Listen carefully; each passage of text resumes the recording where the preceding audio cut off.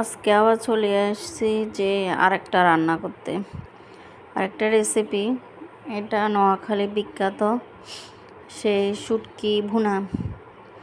আমরা নোয়াখালী ভাষায় বলি যে হুনি মরিচ, তো শুদ্ধ ভাষায় শুটকি ভুনা, শুটকি মরিচ এরকমভাবে বলা হয়।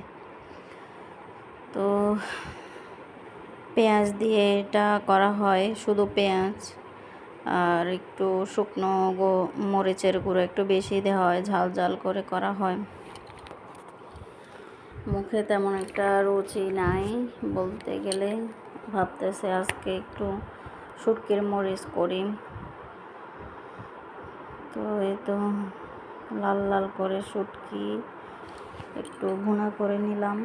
পাশে আবার ডাল রান্না করছে টমেটো দিয়ে, আলু ভর্তা, ডিম এগুলা করছি। মেয়ে তো খাবে না শুটকি ভুনাটা, ঝাল হয়েছে, ওর জন্য ডিম সিদ্ধ আর ডাল দিয়েও খাবে। আপনারা কে কে খেয়েছেন জানাবেন, আবার কে কীভাবে খান জানাবেন। তো বেড়ে নিচ্ছি, এখন ভাত খাবো, অনেক খিদে পেয়েছে।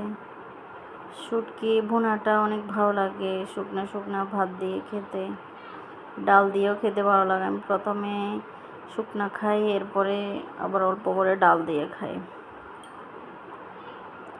কেমন হয়েছে একটু জানাবেন আর পাশে থাকবেন।